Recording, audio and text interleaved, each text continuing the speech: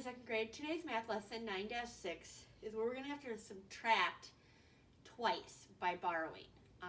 It's something new, so it may be kind of tricky. I'm doing page 406, so that's the back side of lesson 9.6. So I have the problem up here, number 1. All right, you ready for this? We have 416 minus 137. Remember, we always start in the ones place, and you'll see why.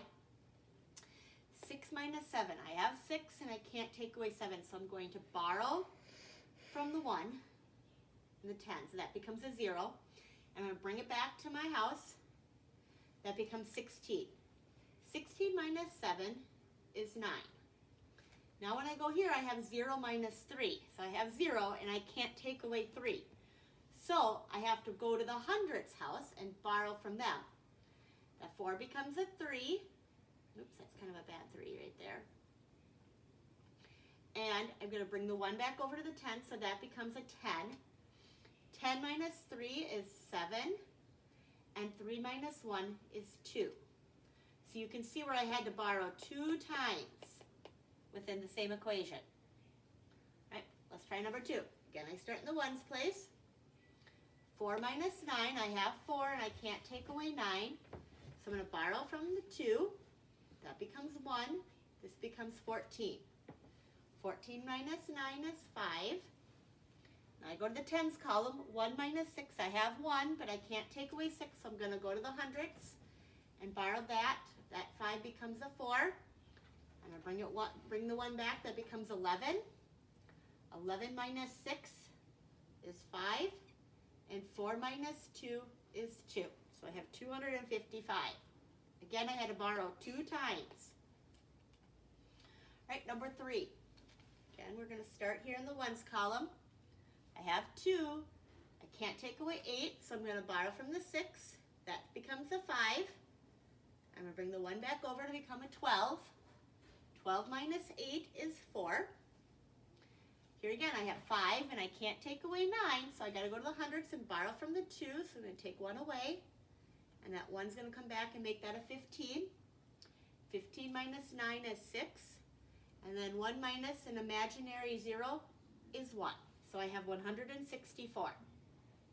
Okay? Number 4. 2 minus 2, I can do that. That's 0. I don't have to borrow. 8 minus 8, also 0. I don't have to borrow. And 7 minus 3 is 4. So I didn't have to borrow at all in that equation. Let's try number 5. Okay, 7 minus 6 I can do because the 7 is bigger than the 6, so that's 1. 3 minus 5, I have 3. I can't take 5 away, so I'm going to borrow from the 9. That becomes an 8, and that becomes 13.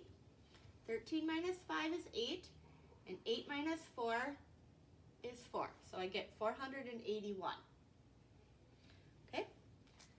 Number 6, 5 minus 2 I can do, because I have 5. I can take 2 away. That gives me 3. 6 minus 9 I can't do. I have 6, and I can't take away 9, so I'm going to borrow from the hundredths. That 4 becomes a 3. Bring my 1 back. That's 16. Minus 9 is 7. And 3 minus 2 is 1. So with these, you can always see there's different ways. You might not have to borrow at all. You might only have to borrow once, or you might have to borrow twice in your problems. All right, let's continue on with the number 7. Okay, I have 3. I can't take away 8, so I'm going to borrow from the 10s. So 4 becomes a 3. This becomes 13. 13 minus 8 is 5. Then I have a 3, and I can't take away 7, so I'm going to borrow from the 8. That becomes a 7. I'm going to bring the 1 back over to make it 13. 13 minus 7 is 6, and 7 minus 1 is also 6. So I have 665. The problem solving. Caleb gets 321 votes in a school election. Zach gets 289 votes. How many more votes does Caleb get than Zach? Okay.